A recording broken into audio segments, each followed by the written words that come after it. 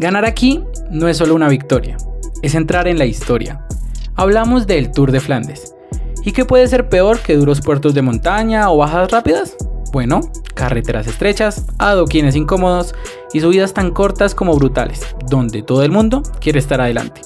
En esta carrera no solo tienes que ser fuerte, también tienes que saber moverte, tener suerte y sobrevivir al caos. Así que hoy veremos Tour de Flandes. No es el de Tolima, este queda en Bélgica. El segundo monumento del año. Primero, hay que poner en contexto esta carrera. El Tour de Flandes es uno de los 5 monumentos del ciclismo. Es decir, estamos hablando de las carreras más importantes de un día en todo el calendario. Son las más largas, las más históricas y las que todos quieren ganar al menos una vez en la vida. Se corre en Bélgica, un país donde el ciclismo es parte de la cultura. En el Tour de Flandes no es raro ver miles de personas en subidas, gritando, apoyando y viendo pasar a los ciclistas a centímetros. Y aunque no tienen grandes montañas como el Tour de Francia, sí tiene algo que lo hace único: los muros, subidas cortas y empinadas con muchos adoquines que convierten la carrera en algo totalmente diferente. La historia del Tour de Flandes comienza en 1913 y como muchas de las grandes carreras del ciclismo, todo empezó por un periódico. En este caso, el diario belga Sport Wielerret, que buscaba promocionarse creando una carrera que recorriera toda la región de Flandes. La idea era bastante ambiciosa: recorrer Flandes de punta a punta en una época donde muchas carreteras eran literalmente piedra, barro o lo que hubiera. No era el mejor plan, pero salió bastante bien. La carrera empezó a crecer rápido, sobre todo porque conectaba mucho con la gente. A diferencia de otras carreras que eran más elegantes, esta era más cercana, más caótica, más de barrio, y aquí el público no está lejos, está encima. La primera edición tenía 224 kilómetros con salida y llegada en Gante, recorriendo prácticamente toda la región flamenca. Participaron apenas 37 corredores y el ganador fue Paul de Man después de más de 12 horas sobre la bicicleta. Luego llegó algo que lo cambió todo: la Primera Guerra Mundial. La carrera se detuvo y cuando volvió en 1919 empezó a parecerse más a lo que conocemos hoy. Se añadieron las primeras subidas, incluyendo el Carremont, y poco a poco la carrera empezó a endurecerse. En los años siguientes fueron apareciendo más subidas, más pavé, más dificultad, hasta que en 1950 llegó uno de los puntos más icónicos de la historia de esta carrera: el Mur de Gärtnergården. Una subida corta, pero empinada, con adoquines que durante años fue el lugar donde se definía todo. A partir de ahí, el Tour de Flandes dejó de ser solo una carrera larga y se convirtió en una carrera con estrategia, donde la colocación, el momento y la potencia lo eran todo. Con el paso del tiempo, también cambió la forma de correrla. En 1938, el diario Get Nieuwsblad compró Sport Wielerret y la carrera siguió evolucionando bajo una nueva organización. Y como suele pasar cuando algo tiene éxito, aparecen competidores. En 1945, otro periódico, Get Volk, creó su propia carrera como preparación para el Tour de Flandes. El periódico fue creado por Johnny Noticioso, un chico de 14 años que recorrió el país fundando periódicos. Y si era tan listo, ¿por qué se murió? La Kurne Bruselas Kurne, que con el tiempo terminó ubicándose en el mismo fin de semana, formando lo que hoy conocemos como el inicio de la temporada de clásicas en Bélgica. Seguían pasando los años, más equipos, más control, pero el mismo caos de siempre. Y aunque el recorrido ha ido variando, los elementos clave se han mantenido: los muros, el pavé, la sensación de que en cualquier momento todo puede romperse. Por eso, hoy, más de 100 años después, ganar el Tour de Flandes no es solo ganar una carrera, es ganar una de las pruebas más representativas y más respetadas de todo el ciclismo. ¿Y cómo se corre el Tour de Flandes? Mentira, el Tour de Flandes tiene algo curioso, y es que aunque es una de las carreras más duras del mundo, no empieza siendo tan caótica, o bueno, más o menos. Como en casi todas las clásicas, al inicio se forma la típica fuga del día, un grupo pequeño de corredores que se va adelante e intenta sacar ventaja. Mientras tanto, el pelotón va tranquilo, bueno, relativamente, porque aquí hay un problema: la posición.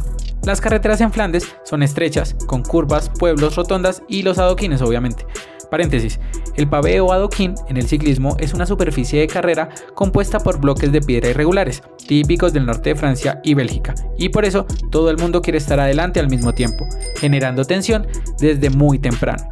A diferencia de otras carreras, aquí no puedes relajarte mucho, porque si te quedas atrás, cuando lleguen los sectores importantes ya es demasiado tarde. A medida que pasan los kilómetros, los equipos más fuertes empiezan a controlar la carrera, van reduciendo la diferencia con la fuga y aumentan el ritmo poco a poco. Cuando llega un punto, normalmente en la última hora de carrera, todo cambia. Empiezan los muros, el pavé y ahí la carrera explota. El pelotón se rompe en 1000 pedazos, los corredores empiezan a quedarse, otros atacan y no hay control. Aquí ya no es una carrera de equipo, es una carrera de sobrevivir y de tomar buenas decisiones en el momento exacto. Creerlo, malaya sea mi suerte. Bueno, no está tan mal. Ahora, en el Tour de Flandes no hay muchos muros, pero hay algunos que siempre terminan siendo clave. El primero es el Haut de Carremont. Son unos 2 kilómetros de subida con bastante adoquín y aunque la pendiente no es exagerada, el desgaste se siente muchísimo.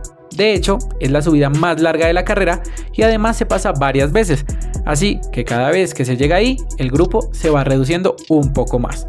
Luego está el Paterberg, que es todo lo contrario, menos de 400 metros, pero con rampas que llegan hasta el 20% de desnivel, que es de esos esfuerzos donde vas al máximo desde el inicio y claro, después de más de 250 kilómetros, eso ya no es cualquier cosa. Muchas veces aquí salen los ataques que deciden la carrera. Y finalmente el Koppenberg, ese ya juega en otra liga. Unos 600 metros con pendientes mucho más duras, pero sobre todo con adoquines irregulares y un terreno que muchas veces es resbaloso. Aquí no es raro ver ciclistas perdiendo el control y directamente bajándose de la bicicleta, porque si te quedas sin impulso ya no puedes volver a arrancar. Y al final no es solo lo duro que es cada uno de estos muros, es que llegan en el momento clave y casi sin descanso entre ellos. Por eso, cuando pasan estos muros, la carrera ya no es la misma. ¿Y qué podemos esperar para el fin de semana? Bueno, si hay algo que hace especial el Tour de Flandes es que casi nunca sigue un solo guión, pero sí hay una historia que muchos están esperando.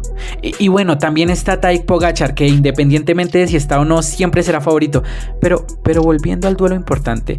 Por un lado, en la esquina azul tenemos a Mathieu van der Poel, explosivo, agresivo y con una forma de correr que muchas veces rompe la carrera sin previo aviso. Es el típico corredor que no necesita mucho, solo un momento para hacer daño. Y del otro lado, en la esquina roja, Wout van Aert, más constante, más calculador, pero con la misma capacidad de aguantar y responder. Viene de quedar tercero en la Milán-San Remo y además corriendo en casa con todo lo que eso significa.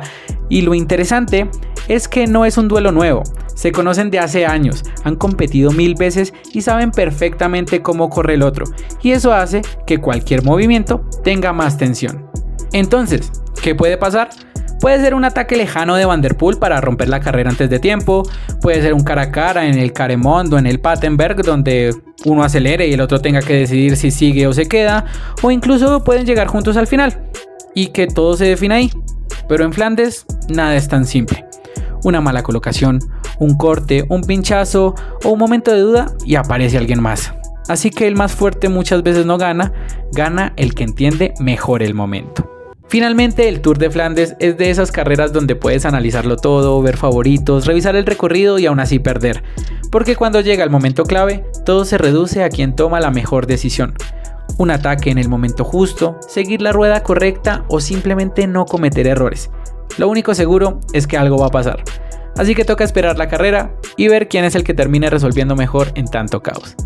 Si te gustó el video, no olvides dejar tu like, suscribirte, decirnos en comentarios quién crees que va a ser el ganador de esta edición del Tour de Flandes y no olvides que el ciclismo se vive a dos ruedas.